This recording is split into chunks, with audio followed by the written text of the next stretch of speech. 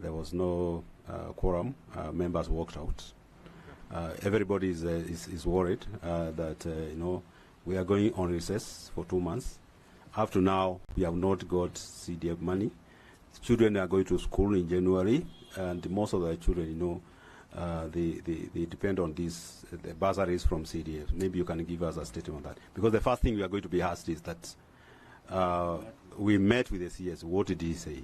Thank you. Yeah, thank you, CS. So it's just a rider on that.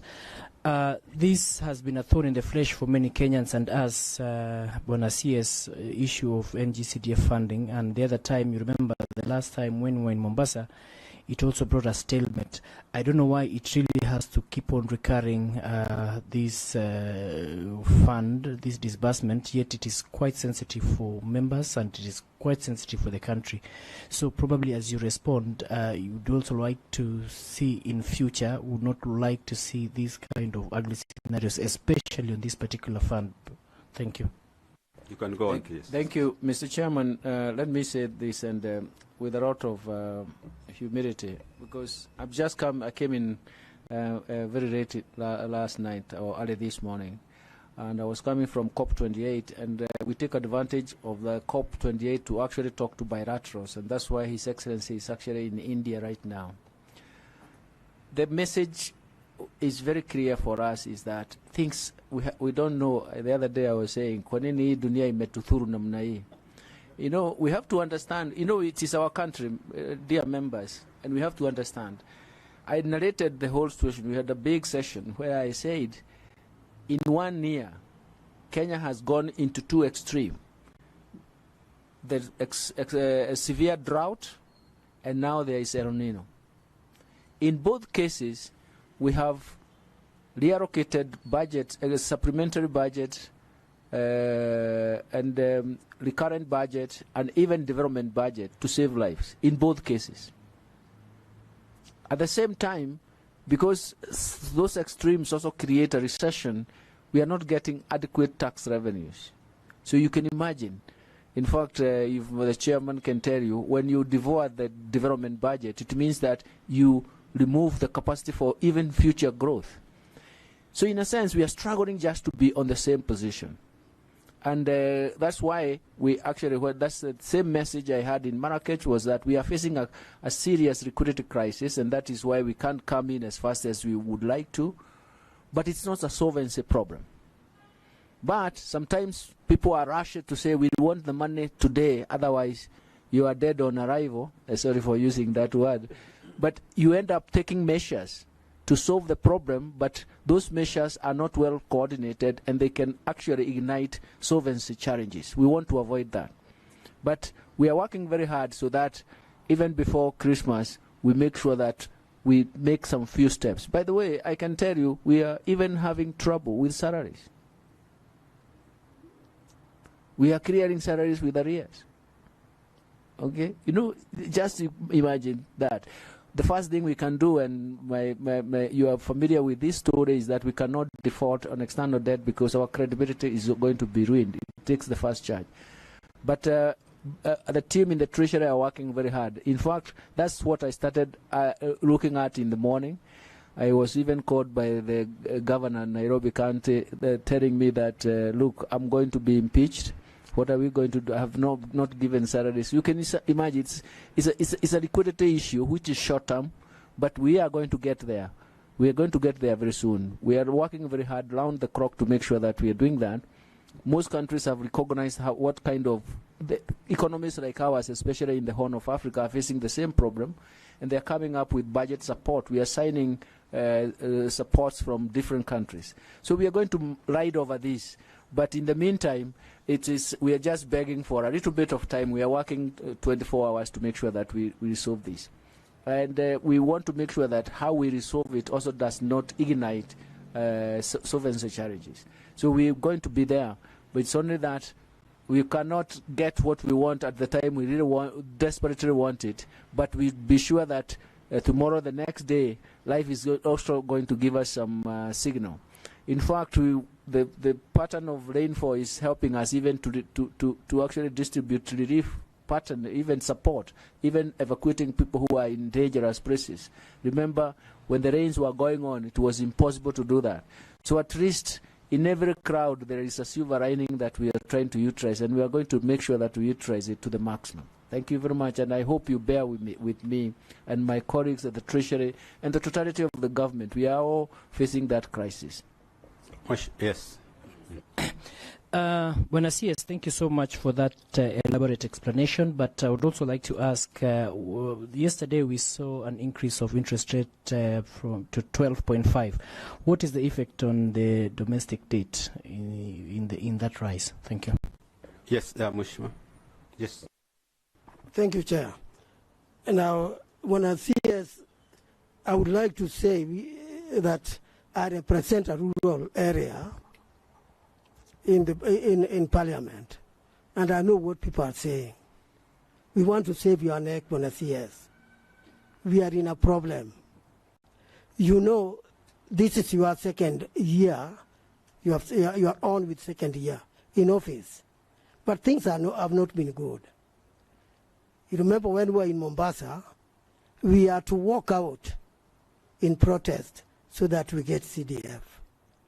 Our position at that time was threatened by Wananchi, saying, if we don't get CDF, you are going to see our wrath.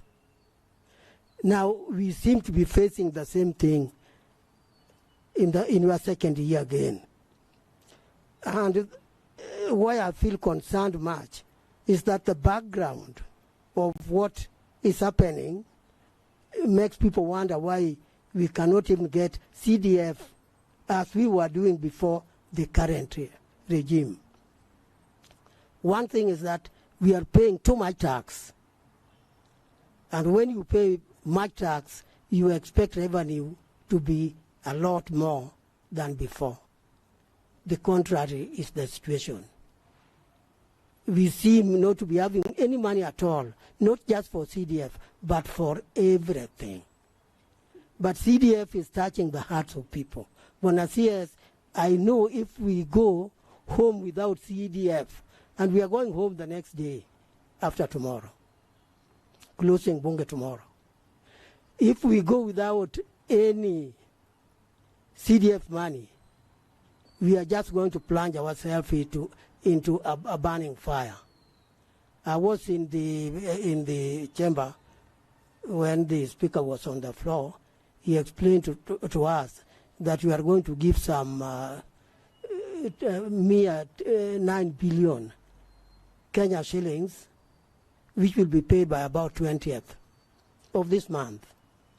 9 billion is nothing, really, zero. That therefore means by January we will not be having money to give bursary.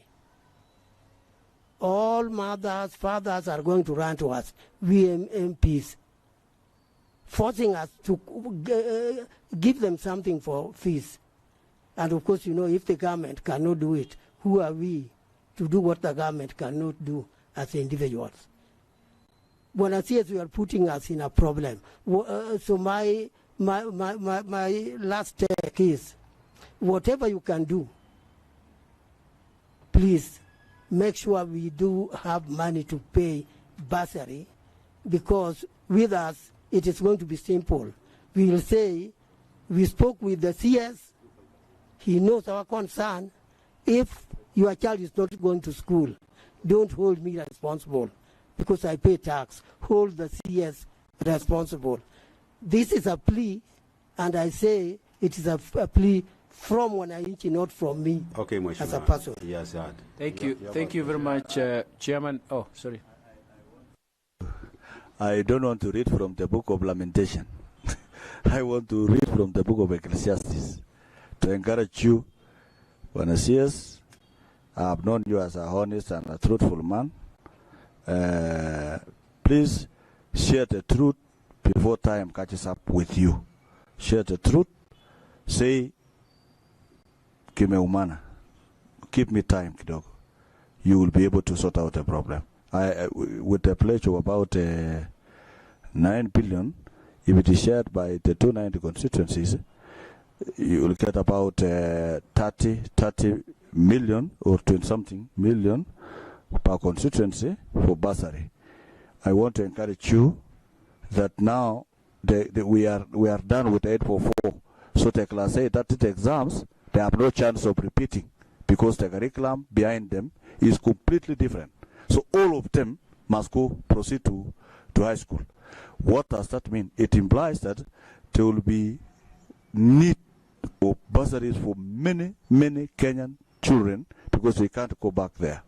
So I encourage you to push a little bit. If you can be able to double that to 18B or just work on a percentage between 40 to 50% release.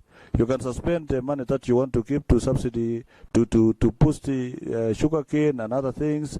Suit the children of Kenya because that is the fabric of this nation. That is where it holds. I want to encourage you to explore options before Parliament start giving you serious demands. You have the capacity to hold some things that can hold. You know, even the fertilizer subsidy that we gave budget of about 8 billion can hold because it is meant for the next season for fertilizer. That's around March, April. But children are January 39. So there are things in this budget that you can hold for the sake of the children of Kenya. So offer to you, CS, continue being truthful, but that truthful should always come in good time. Okay.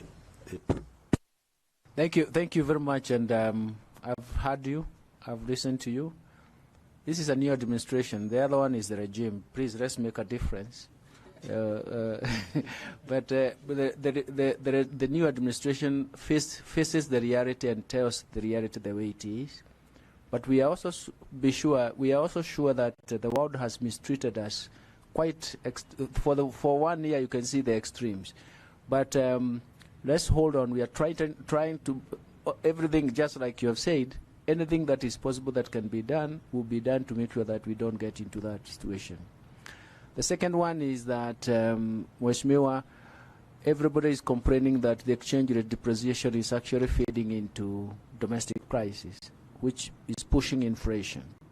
You have seen the question I was asked in your committee the other day, Mr. Chairman, why are we coming to the supplementary in the first quarter? What didn't you know? And I gave 2 examples. One is the devastating consequences of what we are facing, but the other one was actually the exchange rate movements and international interest structure is actually amplifying our external debt repayments and had increased our debt by 145 billion. That is close to 0.9% of the GDP, and it was threatening to raise our deficit from 4.4 to 5.3, which was unacceptable. In the end, we were only able to accommodate 0.3% to 4.7%, but it means that we have to raise 0.6%, that's about 90 billion, and we can raise that by, 1, lower the expenditure by that amount, or look for resources elsewhere. That's why our leaders, His Excellency, is very busy contacting our friends so that we see how we can ride over that. So it means that we need a drastic policy action to halt this movement. But of course, I don't like talking about monetary policy a lot because the gurus are here. You know, I'm conflicted because I was a governor of the central bank. And I think those days, I think were those days, you see, you don't want to leave part. But I think Matu, do you want to mention what you anticipate with this? Because it's very important that he has mentioned it. What do we anticipate